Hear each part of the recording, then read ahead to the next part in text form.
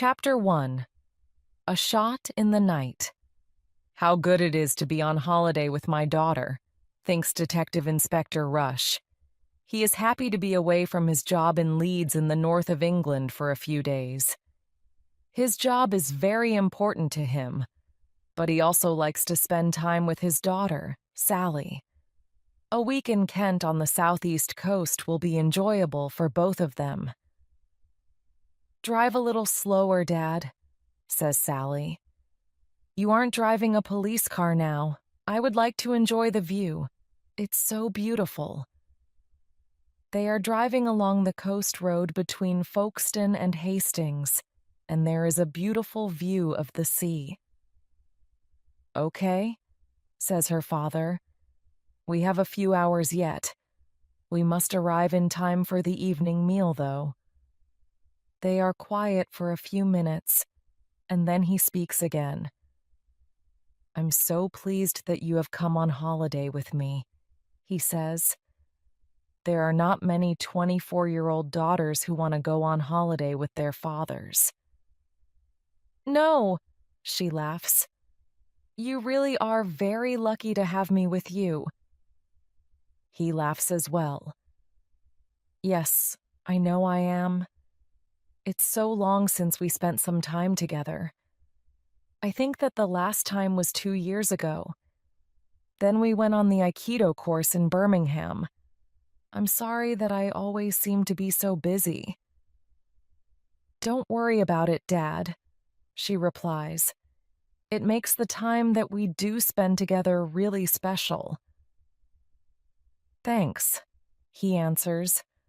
"I'm really looking forward to this week, especially the open-air classical concert at Leeds Castle. That should be really good." "Yes," she agrees. "The 1812 overture with real cannons and fireworks should be amazing."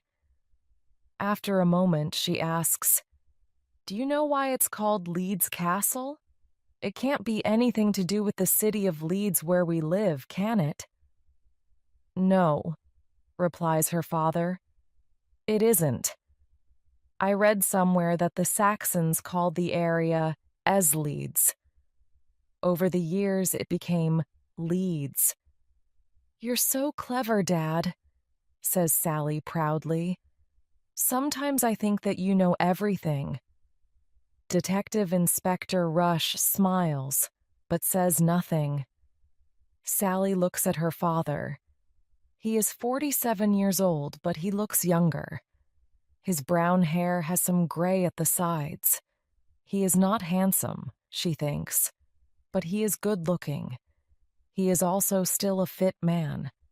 They used to do Aikido together, but now her father practices yoga. 20 minutes later, they drive past St. Mary's Bay, and after a few hundred meters, see a sign at the side of the road. "Little Stone Farm, Bed and Breakfast," reads Sally. That's it. D.I. Rush turns left down a narrow lane. He drives slowly, as the road is uneven. After a few minutes, they arrive in the yard of a small farm. There is a house with a thatched roof, and a barn stands at the end of the yard. D.I. Rush parks his car at the side of it. They both climb out of the car and stretch.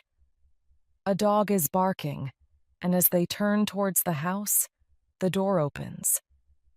A man dressed in old jeans and a dirty blue shirt stands in the doorway. He is about 40 years old, small and wiry with brown hair. As they approach, Sally can see that his eyes are a beautiful blue. "Good afternoon," he says. "Mr. Rush, is it?" He holds out a grubby hand. "I'm Alan Larkin." They shake hands. "And you must be Sally," he says, as he turns towards her. She shakes his hand reluctantly, because she doesn't like the fact that it is dirty. "Come inside," he says. "Brenda will make you a cup of tea, and then you can bring in your cases and unpack." They follow him into the house. How was your journey here? He asks. He doesn't wait for an answer, but calls, Brenda, Mr. Rush and his daughter are here. D.I. Rush and Sally walk behind him down the hall and into the living room. There are 2 large settees, a television, a dining table with 6 chairs and other pieces of furniture. Sally is surprised to see that the room is clean and tidy. Not like Mr. Larkin, she thinks. Brenda appears from the kitchen. She looks a little older than Mr. Larkin and is also a few inches taller. She is quite large and has a round face with red cheeks. She wipes her hands on a towel before she shakes their hands. I'm just making the evening meal, she says. I hope you like meat and potato pie. Yes, that will be fine, Mrs. Larkin, says D.I. Rush. Sally used to be a vegetarian, but she started to eat meat again last year. Please call me Brenda, Mr. Rush, she says. Well, I'm sure you'll enjoy my pie, Sally. Everyone does. Now sit down and I'll bring you both a nice cup of tea. You must be ready for a drink after driving all that way. She goes back into the kitchen and Mr. Larkin follows her. I wish that my mother and father were still together, thinks Sally. D.I. Rush has been in the police for 25 years. 12 years ago, he became a detective inspector, and 2 years later, her mother left him because he was never at home. He was always working. Since then, Sally has lived with her mother. I love them both, she thinks. Sometimes life is so difficult. They sit on the settee and look around at the pictures on the walls. What do you think so far? Asks the inspector. Well, it's not the Ritz, but it seems okay, replies Sally. Mr. Larkin looks a bit grubby, though. I'm glad he's not cooking our evening meal. They both laugh. Just then, Mr. Larkin comes through the kitchen door. Behind him is Mrs. Larkin with a tray in her hands. She places the cups and teapot on the table. Did you have a good journey here? She asks as she pours the tea. Yes, thank you, answers D.I. Rush. As unlike Mr. Larkin, Mrs. Larkin waits for an answer. When they all have a cup of tea, Mr. Larkin asks, What job do you do, Mr. Rush? Please call me David, replies D.I. Rush. I work in a bank the same as Sally, he lies. When he is on holiday, he never tells people that he is a policeman.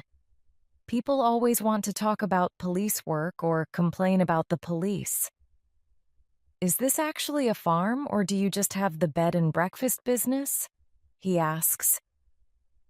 The only animal we have here is a dog, replies Mrs. Larkin. I run the bed and breakfast. Alan has a large van. He carries things about for people. It brings in a little extra money. What kind of dog do you have? Asks Sally. I like dogs. I don't think you would like Brutus, says Mrs. Larkin. He's a large Rottweiler and he's not very friendly. We keep him locked in the backyard when we have visitors. They continue talking until they have finished their tea.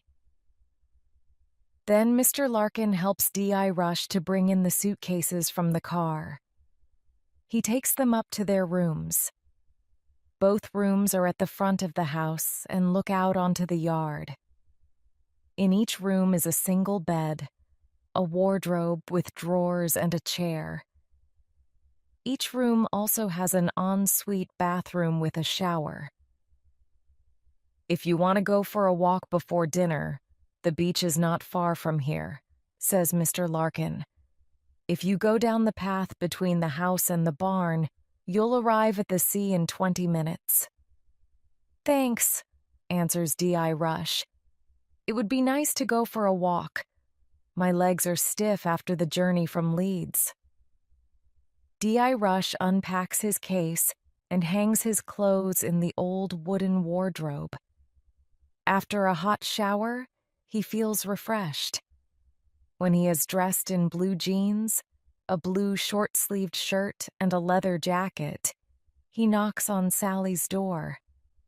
She is still in the shower, however, just like her mother.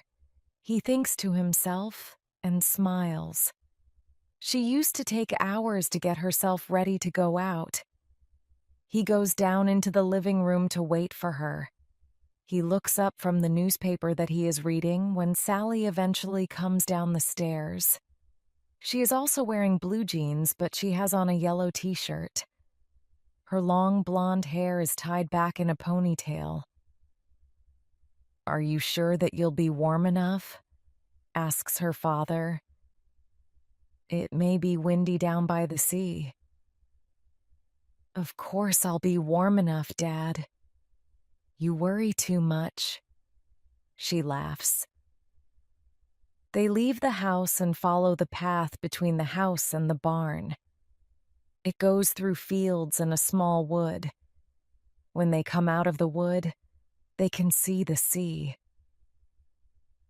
"Oh, the English Channel," says Sally. "Can you see France?"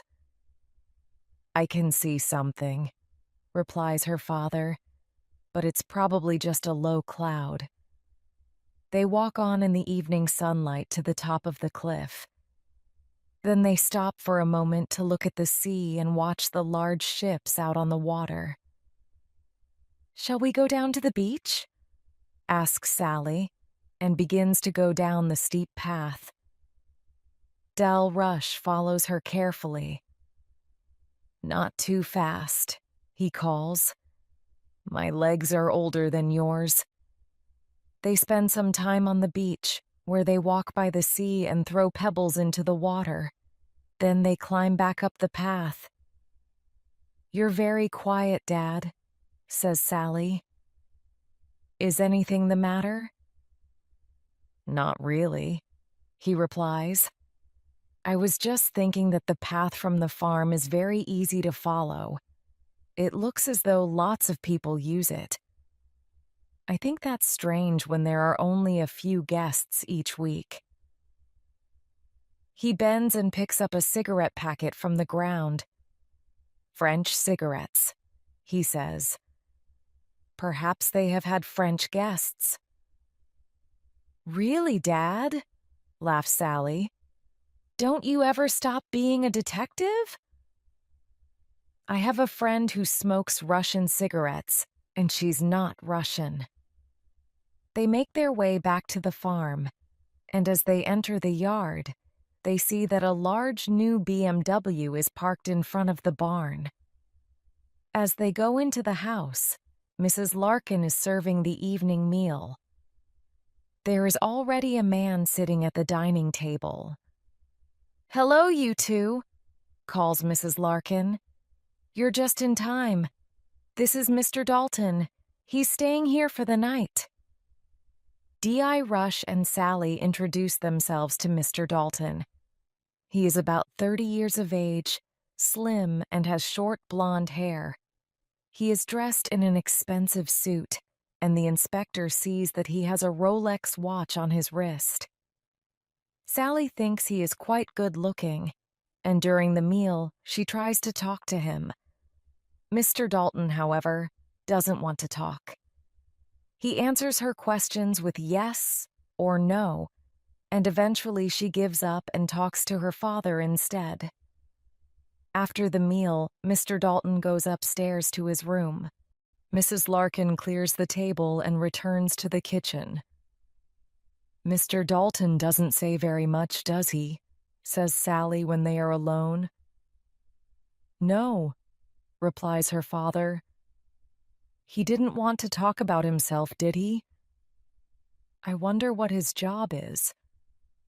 That was a very expensive Rolex that he had on his wrist, and new BMWs aren't cheap."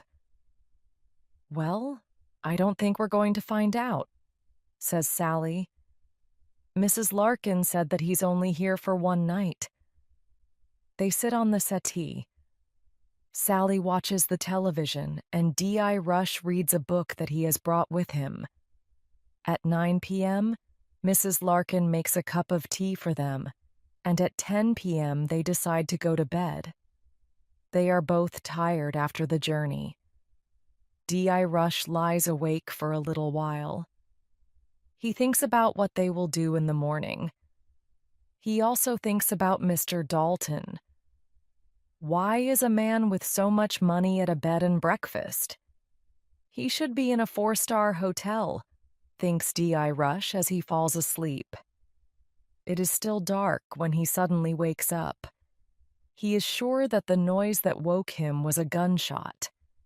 He switches on the lamp at the side of his bed and looks at the clock. 3:30. He switches off the lamp again and gets out of bed. He looks out of his window, but the yard below is completely black. Since he is awake, he decides to get up and have a look outside. He puts on his trousers, shoes, and a jumper, and quietly goes down the stairs. He unlocks and opens the front door. Suddenly, the light in the hall is switched on. "It's a little early to be going out for a walk, isn't it, Mr. Rush?" says a voice behind him. D.I. Rush's heart is beating like a drum. He turns and sees that Mr. Larkin has come out of the living room. Behind him stands a large black Rottweiler. The dog growls deeply when D.I. Rush looks at it. "Be quiet, Brutus," says Larkin. The dog stops growling, but it doesn't take its eyes off D.I. Rush. "Something woke me," says the detective. "It sounded like a gunshot." "Yes, I heard it too," says Mr. Larkin. "I was in the living room. I must have fallen asleep while I was watching the television." "What do you think it was?" asks the D.I. "It's probably poachers," replies Larkin. "They are often around here at night. Don't go out when they are about. You could be injured or even killed. You wouldn't be the first person to be killed by a poacher's bullet." "No," he replies. "You're probably right. I think I'll go back to bed and see if I can sleep." D.I. Rush starts to climb the stairs and then turns to look back. Mr. Larkin has returned to the lounge, but Brutus is standing there watching him with cold, black eyes. Chapter 2. Blood on the Ground. At breakfast that morning, only Sally and her father are at the table. "Where's Mr. Dalton?" asks Sally when Mrs. Larkin comes from the kitchen. "Oh, he was up very early," she replies. "He had to catch a ferry to France. He needed to be in Paris for a meeting this morning." "Why didn't he fly?" asks the inspector. "He needed his car with him," replies Mrs. Larkin quickly, and her cheeks begin to redden. "Now, what can I get you for breakfast?" "A full English breakfast for me," says the inspector. "Could I have a fried egg, please?" "And for me, 2 poached eggs on toast, please," says Sally. When Mrs. Larkin returns to the kitchen, they both look at each other. It's strange that Mr. Dalton left so early for the ferry. If he needed his car in Paris, he could have gone on the Eurotunnel train with it, says the inspector. "Perhaps he likes to drive," Sally replies. "He left early. I heard his car in the yard when it was still dark. It woke me." "I didn't hear that," says her father. "But I did hear something else." He then tells her about the shot that he heard in the night. "Really?" gasps Sally. You don't think that had anything to do with Mr. Dalton leaving early, do you? I hope not, answers her father. And Mr. Larkin said it was poachers? Sally continues. That's terrible. I hate to think that people go around with guns and kill poor animals in the middle of the night. The world would be a better place without guns. They stop talking as Mrs. Larkin returns from the kitchen. She places a plate in front of the inspector. Here's your full English breakfast, David, she says. And here are your poached eggs on toast, Sally. I hope they're not too hard, she adds as she puts a plate in front of Sally. That smells delicious, says the inspector as he looks at his plate full of food. 2 eggs, bacon, mushrooms, beans, and fried bread. I'll need a long walk after this, he continues. After a week here, I'll be fat. Your cooking is really excellent, Brenda. She smiles and goes back into the kitchen. A few seconds later, she appears again with a pot of tea. She places it on the table and then leaves them alone. D.I. Rush and Sally eat their breakfast. They discuss how they will spend their day. It is a beautiful morning with a blue sky and warm sunshine. They decide to visit Canterbury, as they have never been there. They would both like to see the famous cathedral. When Mrs. Larkin returns to clear the table, they talk with her about Canterbury. Finally, D.I. Rush asks where Mr. Larkin is. He had to leave early as well, she replies. He's gone up to London to see someone about some business. Before he can ask anything else, Mrs. Larkin hurries off into the kitchen. Sally and her father go upstairs to their rooms and pack a small rucksack each. Sally goes out into the yard and sees her father near the barn door. As she walks towards him, she slips. She looks down and sees a small pool of red liquid. She bends down to look at it, and her father comes over to her. "What is it, Dad?" she asks. "It looks like blood to me." Her father puts his finger into the liquid and examines it. "I think you're right," he says. "What's a pool of blood doing here in the yard?" "Brutus caught a rabbit this morning and brought it into the yard," says Mrs. Larkin. She is standing behind them with a bucket of water.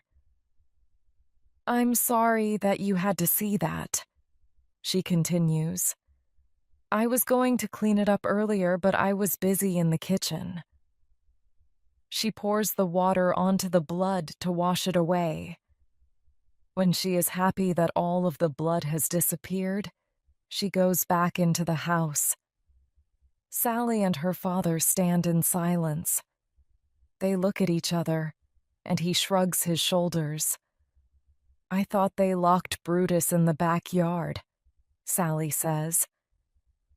"That's what Mrs. Larkin said yesterday," agrees her father.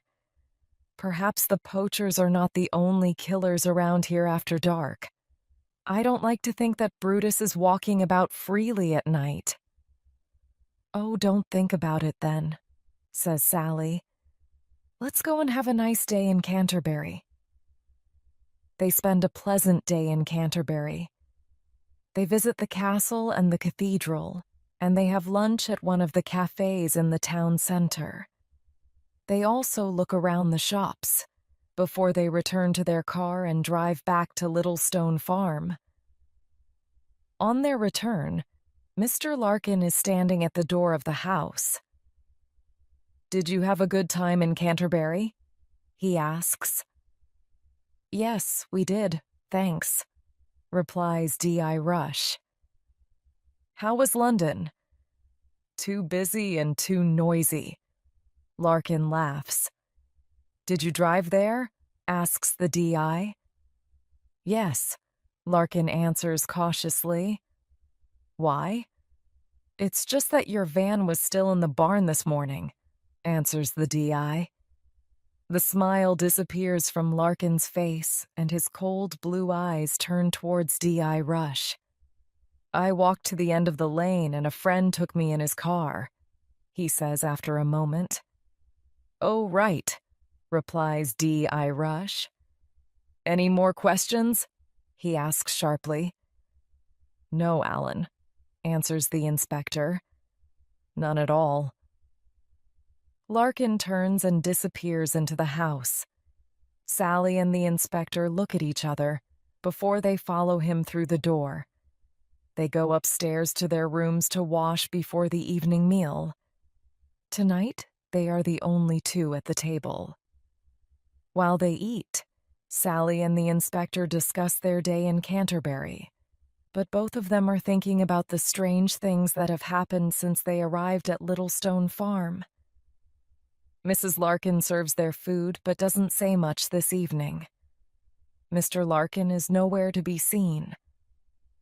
After the meal, Sally watches TV again while her father reads his book. When they go upstairs, they both go into Sally's room. Something's not right here, says Dee. I rush after she has closed the door. I think I'll stay awake tonight and see if anything happens. Oh, Dad, says Sally. You're not at work now. Just go to bed. Sorry, Sally, he replies. I have a suspicious mind. I just want to see if anything happens during the night here. Well, be careful, Dad, Sally warns.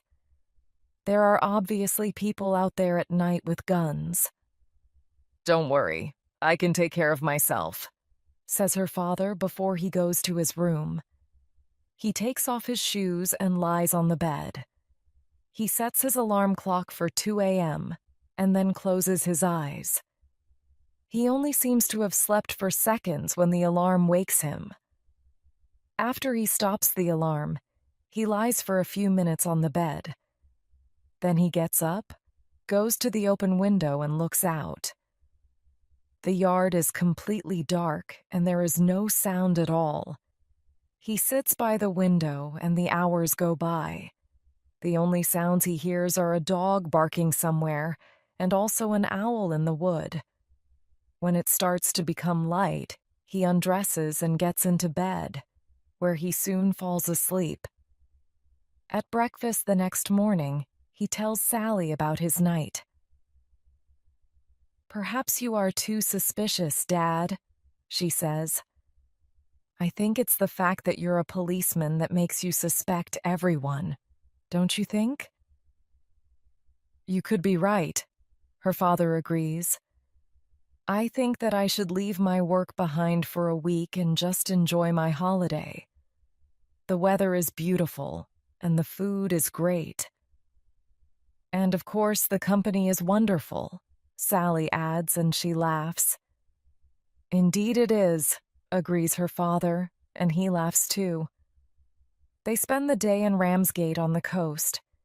It is some distance away, but D.I. Rush had a holiday there when he was a teenager and wants to go back. He finds that he cannot really remember much. Everything is more modern now. However, they have a pleasant day. They do all the things that D.I. Rush used to do when he was a teenager, on holiday. They walk by the sea, eat fish and chips, and go to the fairground. They go on the rides, and at one of the stalls, D.I. Rush wins a bar of chocolate by throwing darts. They have both eaten enough, so he puts it in his pocket for later. For Sally, it is a new experience. She has spent all her holidays in Spain or France. She has never had a holiday on the coast in England. When they arrive back at Littlestone Farm, Mr. Larkin is in the barn. The doors are open, and they can see him in the back of his van. He has a bucket and a cloth. He looks up as they get out of the car. They are both laughing. You've obviously had a good day, he says. It must be nice to have no work to do. It is very nice indeed, replies D.I. Rush. Are you going out with the van this evening, Alan? No, Larkin answers sharply. I just thought that I should clean it out. Then it will be ready when I need it again. He turns away and begins to clean the floor. D.I. Rush looks at Sally and shrugs his shoulders.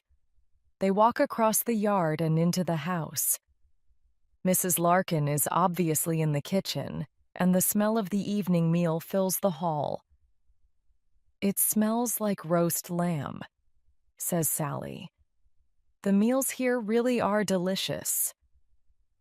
I can hardly believe that you used to be a vegetarian. Her father laughs. Apparently, they are still the only guests at the house. While they eat their evening meal, they talk together. They also speak to Mrs. Larkin when she appears from the kitchen to serve the food. They tell her about their visit to Ramsgate and D.I. Rush's holiday there years ago. When they have eaten, they decide to sit in the garden to drink their coffee. It is a beautiful evening, and they watch the sun disappear behind the wood. 2 days gone already, says Sally. I can't believe how quickly the time goes by. Yes, it will soon be time to pack our cases, replies her father. Well, Mrs. Larkin is okay, and I really like her meals, says Sally. But I'm not sure about Mr. Larkin. Sometimes I think he is okay, and at other times I feel that there's something suspicious about him. I think that we both agree on that. The inspector laughs. Then he continues more seriously. You know what I said this morning about forgetting police work for a week? Well, I still think Mr. Larkin is doing something illegal. I think I might stay awake again tonight. Well, I think that you should go to sleep tonight. You have been yawning all day today, says Sally. They go inside and watch television together for an hour. Then they go up to their rooms. Are you really going to stay awake tonight, Dad? Sally asks as she goes into her room. I don't know, replies her father. As you said, I should really sleep tonight. I might set my alarm and just get up for a short time to see if anything is happening. Sally smiles. She knows that her father will get up during the night. He has been a detective for too many years now. If he thinks there is something suspicious going on, then he will not be able to get a good night's sleep. Good night, Dad, she smiles. Sleep well. At 2 a.m., D.I. Rush is waiting by his open window. He sits there for 30 minutes, and once again the only sounds that he hears are the barking of the dog and the call of the owl. He is about to go back to bed when he hears someone swear quietly. He puts his head out of the window, but everything is quiet again. With his head out of the window, he can see that there is a light on in the barn. Perhaps Larkin is working on his van, he thinks. However, there is no sound at all. He thinks for a few seconds, and then decides to go and see what is happening in the barn. Probably Larkin didn't switch the light off, the inspector tells himself. He goes quietly down the stairs. The house is dark and silent. He is just about to open the door and go out into the yard when he hears a deep growl behind him. The hair on the back of his neck stands up. The inspector does not move his body but slowly turns his head. In the darkness, he can see the shape of Brutus. The Rottweiler is standing in the hall behind him. Brutus growls again and takes a step towards him. Good dog, says the inspector quietly. Nice dog. Although it is dark, he can see that the dog is ready to jump at him. He puts his hand in his pocket to see if he has anything to protect himself with. His fingers touch the bar of chocolate that he won at the fairground. Quickly, he breaks a piece from the bar and throws it to the dog. "Good dog. Do you like chocolate?" he says. In the darkness, he can see the dog take the chocolate from the floor and swallow it quickly. His hand is trembling as he throws another piece to it, and then another. While the dog is eating the chocolate, D.I. Rush opens the door and escapes into the yard. He quickly closes the door behind him and stands still for a moment. He breathes deeply and waits a few minutes until his heart is beating more slowly. "Perhaps I should have stayed in bed," he tells himself. "How can I go back into the house now? Brutus will be waiting for me. If there is nothing in the barn, I will have to sleep in there until the Larkins get up, and then I will have to explain why I was out in the yard in the middle of the night." Nevertheless, D.I. Rush wants to find out what goes on in the barn. In the yard, there is only his car. The light is still on in the barn. He stands for a moment and listens. He can now hear noises which come from the barn. It sounds like voices, like someone talking, but very quietly. He walks across the yard and goes to the side of the barn where there is a window. With his hand, he cleans the years of dirt from the glass until it is cleaner and he can see through it. Then, he puts his face against the window and looks into the barn. At first, he can only see Larkin's van. Then he sees someone moving in the corner of the barn. As they walk into the light, he gasps. "So that's Larkin's secret," he says to himself, and he takes out his mobile phone to call the police. At that moment, he hears a deep growl behind him. Before he can do anything, something hits him on the back of the head, and he falls to the ground unconscious. Chapter 3. Death. Waits at the bedroom door. Up in her room, Sally cannot sleep. Perhaps it is the cheese that she ate at the evening meal. She wakes up several times and lies in bed listening to the owl in the wood. Then she hears a sound on the stairs. Sally's heart begins to beat faster. She climbs out of bed and slowly and quietly opens her door. She sees her father going carefully down the stairs and into the hall. She does not want to speak, as she might wake the Larkins. She gently closes her door again and sits on the bed. "What should I do?" she thinks to herself. "What has Dad seen? Should I follow him, or should I stay in my room?" Finally, Sally decides to get dressed, but to stay in her room and wait to see if anything happens. Dressed in jeans and a jumper, she sits by her window and looks out onto the dark, silent yard. The night air is cool, and she is glad that she has put on a jumper. After a few moments, she hears the front door open. It is then gently closed, and she sees a figure cautiously cross the yard towards the barn.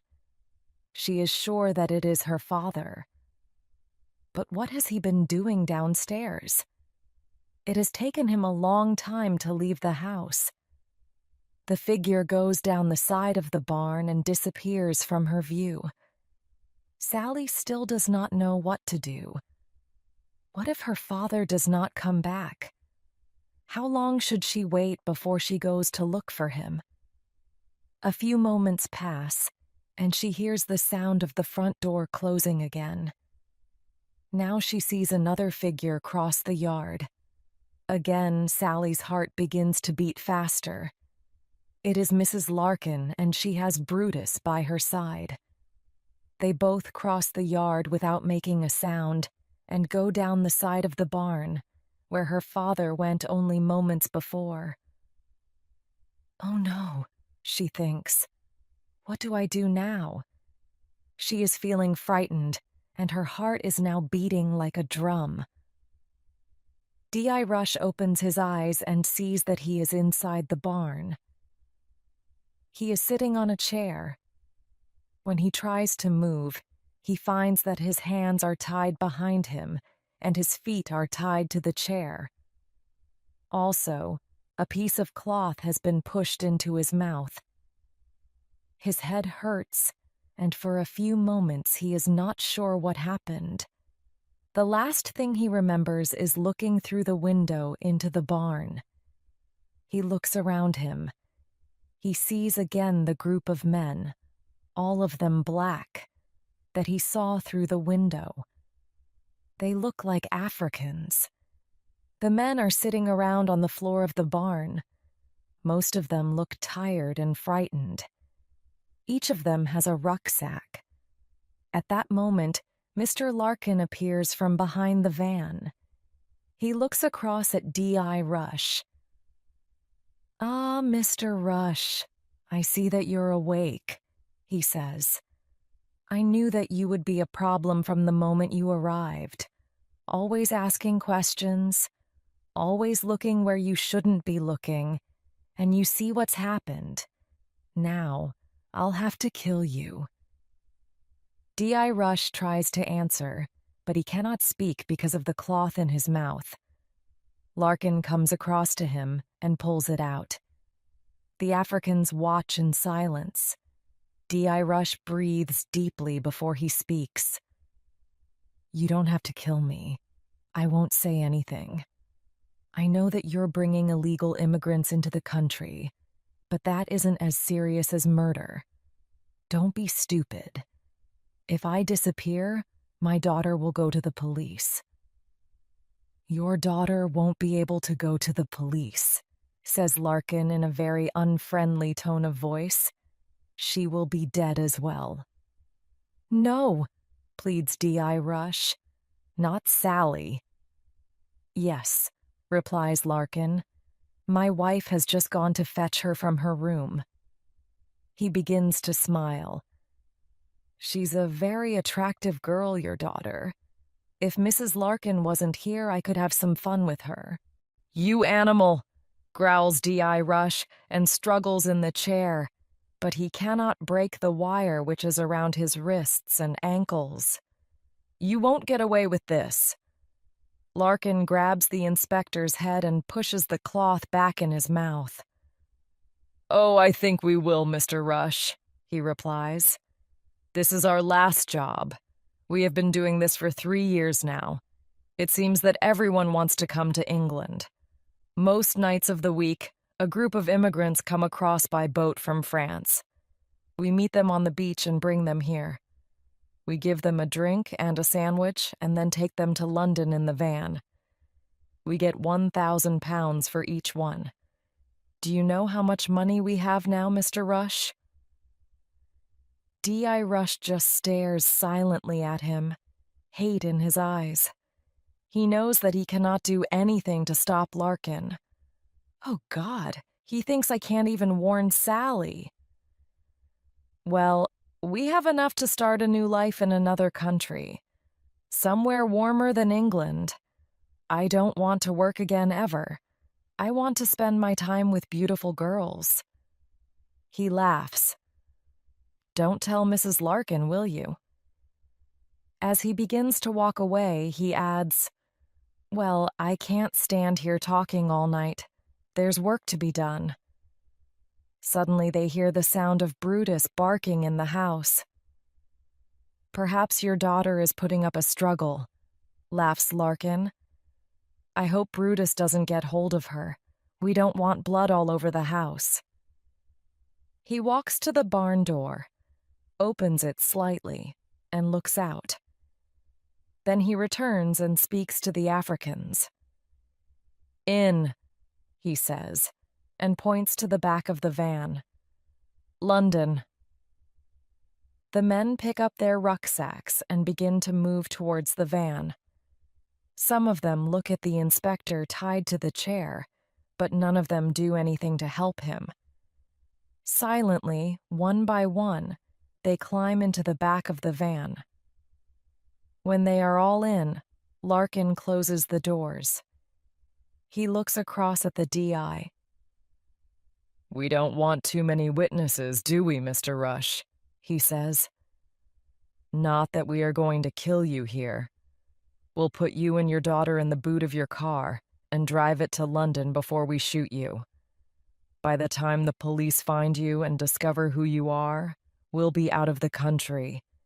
As soon as Brenda gets back with your daughter, we can go." D.I. Rush tries to free himself, but the wire is tied too tightly. "I will have to wait for the right moment," he thinks. "Hopefully, I'll have an opportunity to escape when they try to put me in the car." For the moment, however, he can only sit, watch, and wait. Sally also sits, watches, and waits. It is now several minutes since she saw Mrs. Larkin and the dog disappear behind the barn. She has heard no sound, and there has been no movement in the yard. She cannot decide what she should do. Should she continue to sit and wait? How long should she wait? What if her father does not come back? While she is thinking, the door of the barn opens. In the light from inside, Sally sees Mrs. Larkin come out of the barn and close the door behind her. Brutus is by her side. Perhaps everything is all right, thinks Sally. Dad must have heard her coming. He's probably still behind the barn. She watches Mrs. Larkin walk slowly across the cobbled yard and enter the house. For a few moments there is silence, and then Sally hears a sound on the stairs. She goes to her bedroom door and listens. She can hear the sound of Brutus growling quietly. What if they have done something to Dad, and now they are looking for me? She thinks. In a second, they will come in here. She reaches for the key, but before she can turn it, the door begins to open. In the darkness, she sees a hand holding a pistol appear around the edge of the door. Immediately, Sally throws herself against the door, closing it hard on the arm holding the gun.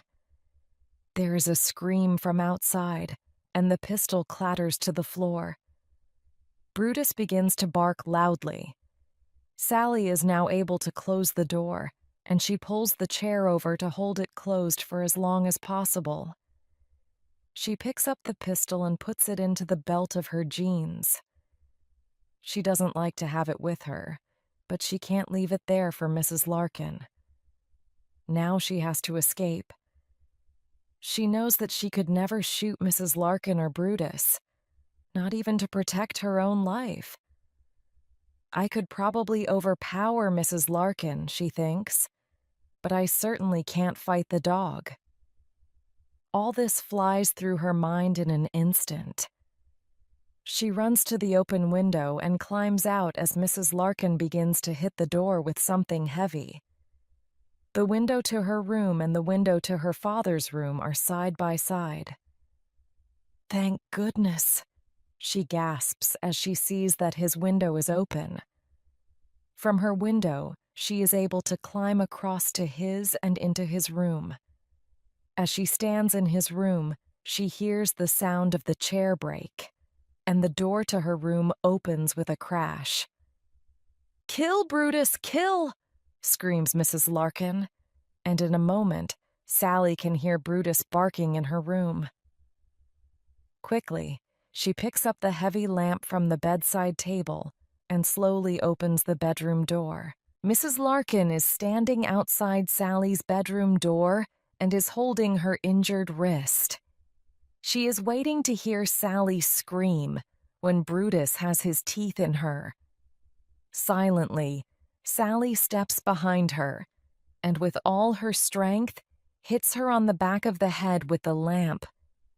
Without a sound, Mrs. Larkin falls to the floor unconscious. Sally steps over her body and quickly closes the bedroom door. Brutus is now a prisoner in the room. Sally breathes deeply, and now that the danger is past, she begins to tremble. I don't know what it is that they're doing here, she says to herself. But if Mrs. Larkin came looking for me with a gun, it must be something illegal. Now she thinks about her father. What can have happened to him? She will have to go to the barn and see if she can find him. First, however, she must do something with Mrs. Larkin. Sally quickly checks to see if the woman is still breathing. Luckily, she is. The blow wasn't hard enough to kill her. Sally grabs her by the shoulders and drags her into her father's room. She uses the cable from the table lamp to tie Mrs. Larkin's hands together. She then uses one of her father's belts to fasten the woman's legs together.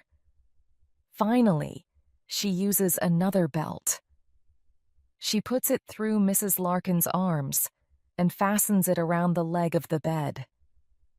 When she is happy that Mrs. Larkin cannot escape, she takes the pistol from her belt and looks at it. The smooth, cold metal in her hand makes her feel uncomfortable. She places it back in her belt and carefully goes down the stairs. She stops at the bottom of the stairs and listens. Brutus has now stopped barking. The house is in darkness and completely silent. Sally goes to the front door and opens it slowly. The yard is dark and there is no sound. Where is Mr. Larkin? Will he come to the house to look for his wife?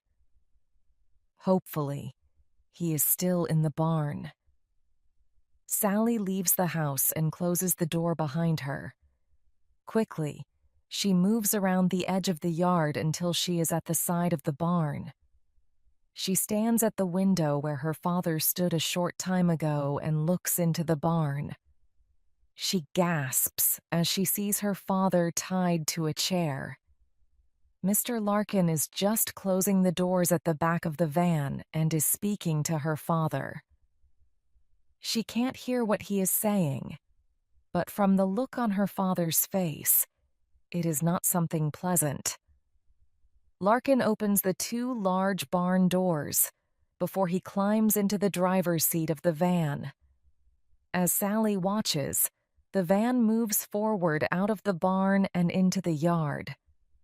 Now is my opportunity, thinks Sally.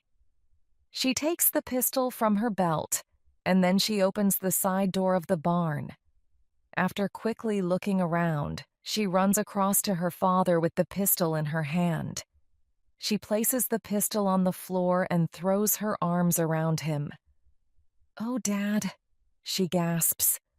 "Are you okay?" All her father can do is mumble. He still has the cloth in his mouth, so she pulls it out.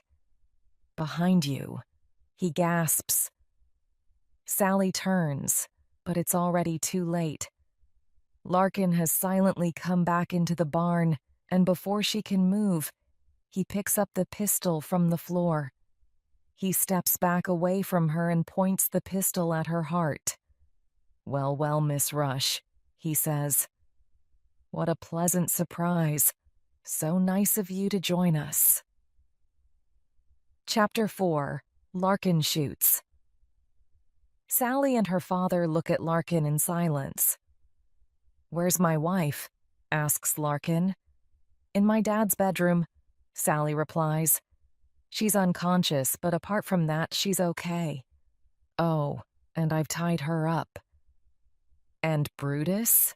asks Larkin. "I hope you haven't injured Brutus." "No, of course not," says Sally. "He's locked in my bedroom." You're not just an attractive woman, are you? Continues Larkin. I really have underestimated you. Unfortunately for you, I now have the pistol, and I won't make the same mistake twice. What are you going to do with us? Asks Sally. He's going to kill us, answers D.I. Rush. The van is full of illegal immigrants from Africa. He brings them into the country every week. Surely it's not worth killing us to protect your illegal little business, is it? Says Sally. In a few days, every policeman in England will be looking for you. When they find your bodies, we will be far away, replies Larkin. Anyway, you aren't the first to die. What do you think happened to Mr. Dalton? So the blood in the yard was his? Gasps Sally. Yes, answers Larkin. I put him in the boot of his car before I drove it to London, so he was on the ground in the yard for a few minutes. That's where the blood came from. I didn't see it in the dark. But why did you kill him? Asks D.I. Rush. I can't stand around here all night talking, growls Larkin. There's work to be done. That's your last question, Mr. Rush. Dalton was our partner. He looked after the immigrants when they arrived in London. He found jobs and rooms for them. Then they had to pay him all the money that they earned. He was richer than we were. A few days ago, Brenda and I decided that we wanted to stop bringing in the immigrants. We're quite rich now and want to enjoy our money. Dalton wanted us to continue, but we said that we were leaving. He came here to try to convince us to stay. He even brought a pistol to help convince us. Larkin laughs and waves the pistol around. This pistol, in fact. When he threatened me with it, we struggled and I took it from him. Then I shot him. I knew he would always be a danger for us if I left him alive. He pauses a moment and then adds, So you see, I'm already a murderer. I have no choice. I have to kill you both. You won't get away with it, cries D.I. Rush. I think I will.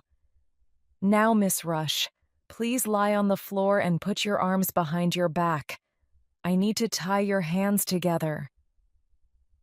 Without taking his eyes from Sally, he goes to the wall of the barn and gets some wire. He returns to stand in front of her, the wire in one hand and the pistol in the other. Sally laughs. Do you think I'm going to make it easy for you? There are several things you don't know about me, Mr. Larkin. Firstly, I don't like someone telling me what to do. I am very stubborn. If you don't believe me, ask my dad. The inspector sits there with his mouth open. He cannot believe how calm his daughter is. She is going to die, and she is talking to Larkin as though they are discussing the weather. Larkin points the pistol at the inspector. Either you do as I say, or your father gets the first bullet, he says. That's the second thing you don't know about me, answers Sally. I hate guns. I would like to see them all destroyed. Just be quiet and lie on the floor, replies Larkin impatiently. Please let me finish, continues Sally. As I said, I hate guns, so although I brought your wife's pistol with me, I took out all the bullets so that no one could use it. As she finishes speaking, she begins to walk towards Larkin. He points the pistol directly at her and pulls the trigger. The only sound is a metallic click. A look of anger appears on his face. He pulls the trigger a second time, only to hear the click again. By now, Sally is directly in front of him. As he swings the pistol at her head, Sally moves quickly to the side and slides her hand down his arm.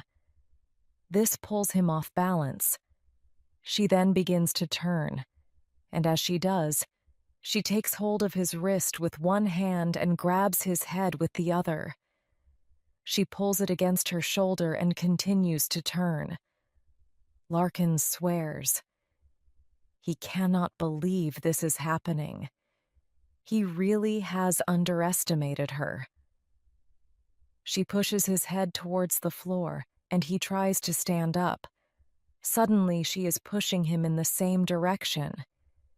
He is upright for only a second before he falls backwards, Sally's arm and body pushing him down. He hits the floor, and the air is knocked out of his body. Sally still holds his wrist, and now she uses his arm to turn him over so that he is facing the floor. She picks up the wire that has fallen from his hand during the struggle and quickly uses it to tie his hands together. Then she stands up and breathes deeply. "Are you okay, Sally?" asks the inspector. "I'm fine, Dad," she replies. "Are you all right?" "Apart from a bit of a headache, I've never felt better," he replies. "I always knew that I had an amazing daughter," he continues. "But until tonight, I never knew how amazing you really are. I'm so happy now that I paid for your Aikido courses. And I'm so happy that I took the bullets out of the pistol," replies Sally and smiles at her father. 3 days later, Sally and her father are sitting on the grass at Leeds Castle. They have just eaten a picnic of sandwiches and wine, and they both feel relaxed and happy. It is a beautiful summer evening, and thousands of other people are sitting around them. They are all waiting for the start of the concert. "There was a time when I thought we wouldn't be sitting here together tonight," says D.I. Rush as he puts his arm around his daughter and hugs her. "Yes," agrees Sally. "When Mrs. Larkin came for me with the pistol and the dog, I didn't know what to do. It is a good thing that she didn't send Brutus in first. I think everything would have ended differently. Anyway, now that they are in prison, we can relax. I suppose that we'll have to come back to Kent when they appear in court." "Yes," answers her father. "That won't be for several weeks yet, though. The police have a lot of work to do before that. They told me that they have found Dalton's body in his car in London, Lust, as Larkin said.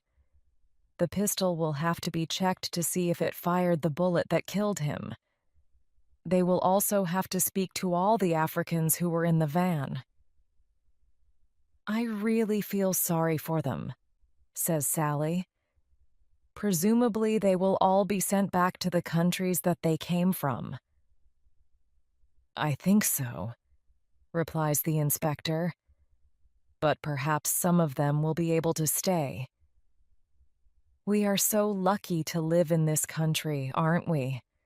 And I'm especially lucky. I have such a good life here," says Sally as she hugs her father. "And I have people who love me." "Indeed you do, Sally," says her father and smiles. "Indeed you do,"